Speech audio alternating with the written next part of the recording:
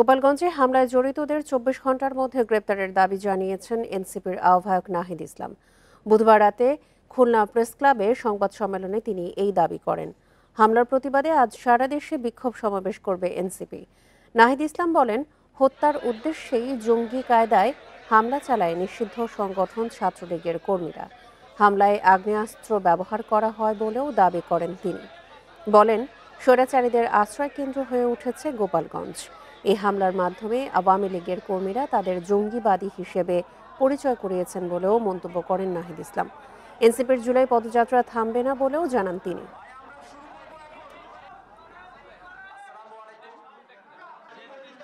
আমাদের গোপালগঞ্জের কর্মসূচিতে হামলা করেছে জাতীয় নাগরিক পার্টি এবং গণ অভ্যুত্থানের নেতৃবৃন্দদের হত্যার উদ্দেশ্যে তারা সেই কর্মসূচিতে জঙ্গি কায়দায় হামলা করে এবং জাতীয় নাগরিক পার্টি আগামীকাল সারা দেশে বিক্ষোভ কর্মসূচি পালন করবে এই সশস্ত্র হামলার প্রতিবাদে। গোপালগঞ্জের মঞ্চে হামলা ভাঙচুরের পরও সেখানে সমাবেশ করেন এনসিপি নেতারা। এ সময় গোপালগঞ্জকে বাংলাদেশের অংশ হয়ে ওঠার আহ্বান জানান সার্জিস আলম। আর নাহিদ ইসলাম বলেন, মুজিববাদীরা যেমন মুক্তিযুদ্ধকে কলুষিত করেছে, তেমনি গোপালগঞ্জের নামও খারাপ করেছে। বুধবার জুলাই শহীদ দিবসে জাতীয় নাগরিক party NCP march to Gopalganj পদযাত্রার কর্মসূচি দেয়। পরে স্থানীয় পৌর পার্কে সমাবেশ করে। সেখানে আচমকা হামলা চালায় নিষিদ্ধ ছাত্রলীগের কর্মীরা। ওরা পুলিশ বাহিনী যারা নিরাপত্তা জনগণের নিরাপত্তা দেবে তারা দৌড়ানো শুরু করছে। ওরা রামদা ককটেল নিয়ে হামলা করেছে। আমরা সেটাকে প্রতিরোধ করেছি। আমরা চেয়েছিলাম যে শান্তিপূর্ণভাবে এই পদযাত্রাটি শেষ হোক, সম্পূর্ণ হোক, কিন্তু এখানে প্রতীক স্বৈরাচারের দোসর কুলাঙ্গার ছাত্রলীগ, টুকাই লীগ এখানে এসে আমাদের এই মঞ্চে অতর্কিত হামলা চালিয়েছে। সমাবেশে হামলার ঘটনায় ক্ষুব্ধ এনসিপি। বক্তব্য দিয়েছেন সার্জিস আলম।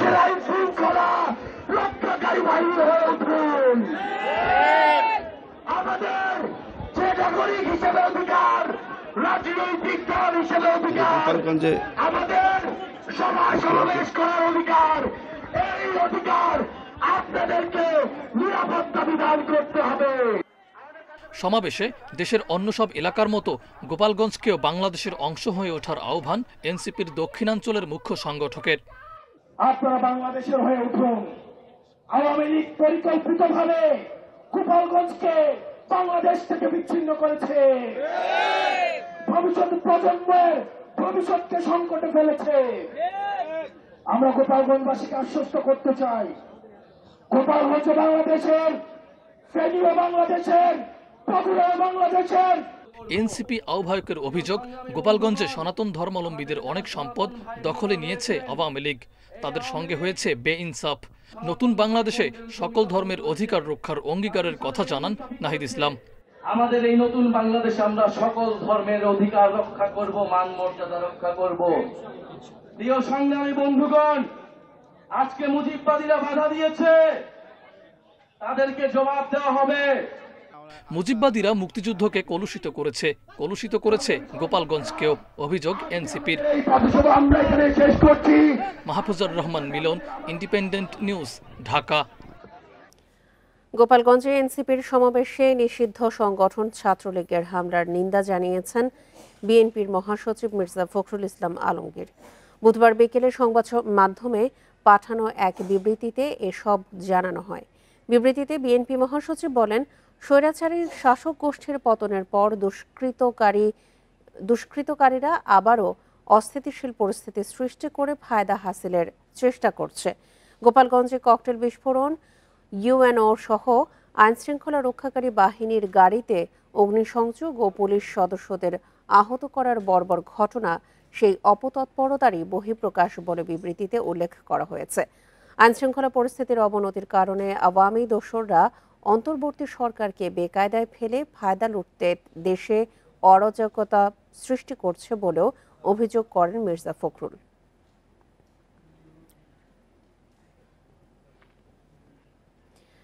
নিজের মতো অন্যের উপর চাপিয়ে দিয়ে রাজনীতিতে জাতীয় ঐক্য গড়ে তোলা সম্ভব হবে না বলে মনে করেন বিএনপি নেতারা। জামায়াত নেতারা বলছেন ২৪-এর ঐক্য নষ্ট হলে সবকিছুই হারিয়ে যাবে, আর ঐক্যের নামে আওয়ামী লীগকে পুনর্বাসন না করার দাবি বিশিষ্টজনদের। বুধবার রাজধানীতে এক অনুষ্ঠানে এসব কথা বলেন তারা। জুলাই অভ্যুত্থানকে ধারণ করে যাত্রা শুরু করল online news portal Bangla edition, যেখানে উপস্থিত ছিলেন উপদেষ্টা পরিষদের সদস্য, রাজনৈতিক দল ও বিভিন্ন শ্রেণী পেশার প্রতিনিধিরা। শুরুতেই ভার্চুয়ালি যুক্ত হয়ে বক্তব্য রাখেন বাংলা এডিশনের চেয়ারম্যান প্রবাসী সাংবাদিক ইলিয়াস হোসেন এবং নিউজ পোর্টালটির উপদেষ্টা পিনাকি ভট্টাচার্য ও কনক সারোয়ার। সত্যি কথা বলি, বাংলাদেশের গণমাধ্যমের উপরে এখনো চাপ আছে। বাংলাদেশের রাজনৈতিক দলকে অনুরোধ করব, আমরা তিনজন যেইভাবে ঐক্যটা করেছি সেইভাবে বাংলাদেশে একটা রাজনৈতিক ঐক্য সম্ভব কিনা সেটা আপনারা ভেবে। বাংলা এডিশনের কাছে নিজেদের প্রত্যাশা ও সাফল্য কামনা করেন বিশিষ্টজনেরা।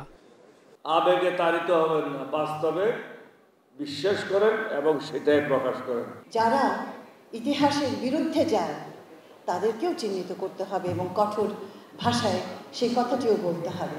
দেশ এবং জাতি গঠনে ইতিবাচক ভূমিকা রাখতে পারে এই মিডিয়া। দেশ এবং জনগণের জন্য, জনগণের কথা বলবে, জনগণের জন্য, দেশের জন্য উন্নয়নে কাজ করবে। রাজনীতিতে ভিন্ন মতের প্রতি সম্মান ও সহাবস্থান খুবই জরুরি বলে মনে করেন অনুষ্ঠানে যোগ দেয়া রাজনৈতিক দলের নেতারা। আমাদের এই যে অনৈক্য যে সৃষ্টি হচ্ছে, ওই জায়গাটাই কিন্তু অনৈক্য সৃষ্টি করছে। কারণ আমি আমার মতটা একজনের উপর চাপিয়ে দেওয়ার চেষ্টা করছি। এটা যদি করা হয়, জাতীয় ঐক্য কোনোদিনও হবে না। ভারতীয় প্রভাবের বিরুদ্ধে ইত্যাদি ইত্যাদির বিরুদ্ধে যত কথাই বলি না কেন, আমাদের যদি এই শক্তিশালী জাতীয় ঐক্য না থাকে তাহলে কোনো কিছুই কাজে লাগবে না। আওয়ামী লীগের পুনর্বাসন রোধে সবাইকে ঐক্যবদ্ধ হওয়ার আহ্বান বিশিষ্টজনদের। যে শক্তিকে আমরা পরাজিত করেছি, নির্বাচনের নামে তাদেরকে আবার পুনর্বাসিত করবার চেষ্টা করছি। পরে জুলাই আন্দোলনে আহত এবং শহীদ পরিবারের সদস্যদের সাথে নিয়ে উদ্বোধন করা হয় নিউজ পোর্টাল বাংলা এডিশনের। মাহমুদ শরীফ, ইন্ডিপেন্ডেন্ট নিউজ, ঢাকা। জুলাই গণঅভ্যুত্থানে আহত যোদ্ধাদের কেউ গুলিবিদ্ধ হয়ে চোখ হারানোর শঙ্কায়, কেউ আবার পঙ্গু হওয়ার হুমকিতে। দীর্ঘমেয়াদী ও ব্যয়বহুল চিকিৎসা খরচ নিয়ে বিপাকে তাদের পরিবার। খুলনা ও সুনামগঞ্জে আহত জুলাই যোদ্ধারা বলছেন, দ্রুত পর্যাপ্ত সরকারি সহায়তা ও পুনর্বাসন প্রয়োজন তাদের। এই বিষয়ে কাজ চলছে বলে জানিয়েছে জেলা প্রশাসন।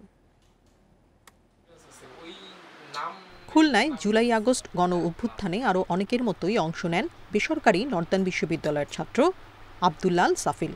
পুলিশের ছোড়াগুলি লাগে তার বাম চোখে। চিকিৎসার পরও দেখা দিয়েছে দৃষ্টিশক্তি হারানোর শঙ্কা।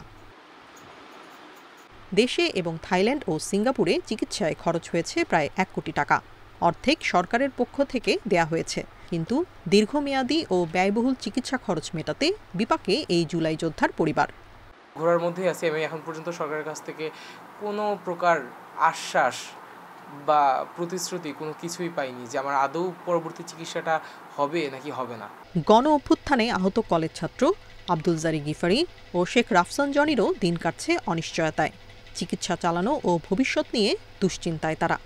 আমার থেকেও গুরুতর আহত অনেক সহযোদ্ধা আছে, যাদের কারো চোখ নাই, যাদের কেউ হাত হারিয়েছেন, যাদের কেউ পা হারিয়েছেন, যাদের হয়তো আমার থেকে এই পুনর্বাসন সুবিধাগুলো আরও বেশি প্রয়োজন। গ্যাজেটভুক্ত হওয়ার জন্য আমরা আবেদন করছিলাম, এখান থেকে প্রায় 1 বছর হয়ে যাচ্ছে, কিন্তু সেইখান থেকে আমরা কোনো গ্যাজেটভুক্ত হতে পারিনি। আর পুনর্বাসন তো তার অনেক পরে। আন্দোলনে সুনামগঞ্জে গুলিবিদ্ধ হন দিনমজুর রিপন মিয়া। পুরোপুরি সুস্থ না হলেও অটোরিকশা নিয়ে রাস্তায় নামতে বাধ্য হয়েছেন তিনি। জায়গা জমিন যা আসলে আমি তো বিক্রি করে দিচ্ছি, বাংলাদেশের চিকিৎসা করতে বিক্রি করে।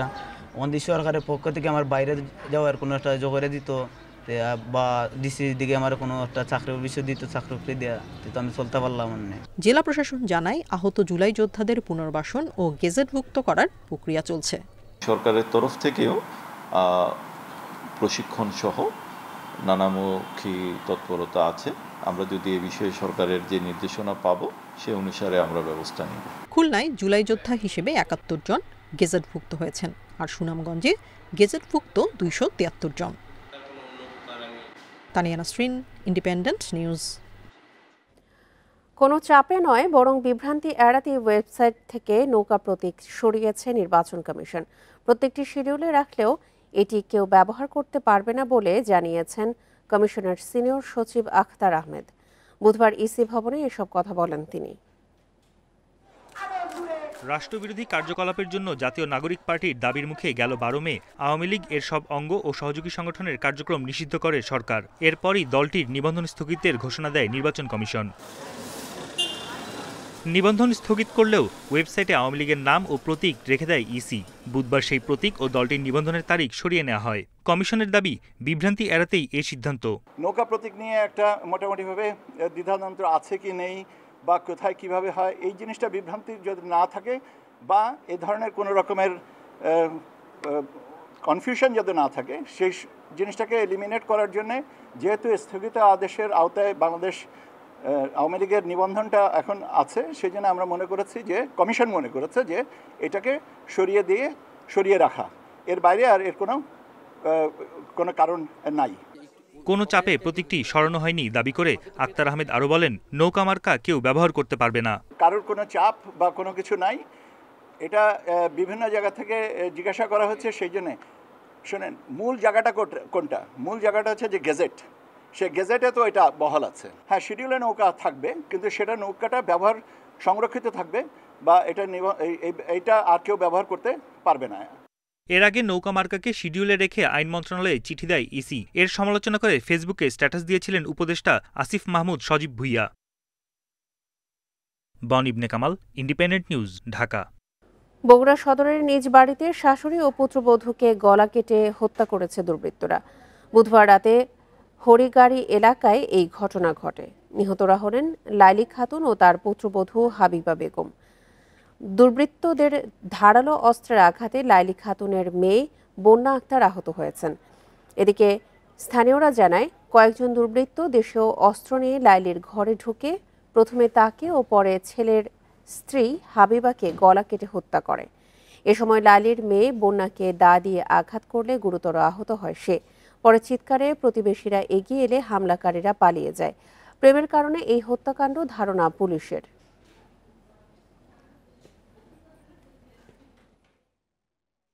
মেডিকেলে নিয়ে আসার পর দুইজন মনে করেন যে আমার বর্মা আর আমার ভাইস্তে বউ মারা যায় আর আমার ভাতিজি, তাই মনে করেন যে মৃত্যুর সজ্জায়। এখন পর্যন্ত আমরা যে তথ্য পেয়েছি তাতে মনে হচ্ছে যে একজনই ঘটনা ঘটিয়েছে এবং সেও একজন কলেজের ছাত্র, বন্যার সমবয়সী হবে।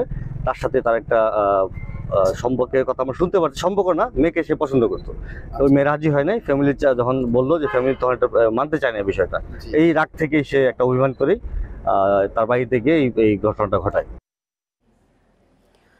সংস্কারের পাশাপাশি এনবিআর কর্মীদের এখন বিশ্বাস ও আস্থা বাড়ানো জরুরি।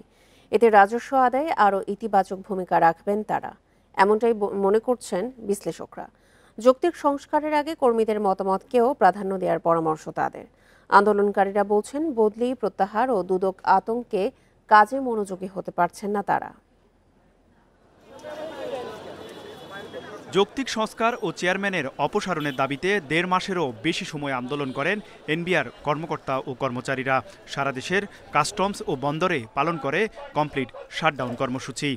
আন্দোলন প্রত্যাহারের সপ্তাহ না যেতেই এনবিআর কর্মকর্তাদের বরখাস্ত ও বাধ্যতামূলক অবসরে পাঠানোর পাশাপাশি 16 জনের বিরুদ্ধে তদন্ত শুরু করে দুদক। গণক্ষমা চাওয়া শুরু করলেও এখনও এনবিআর কর্মীদের মনোবল রয়েছে তলানিতে।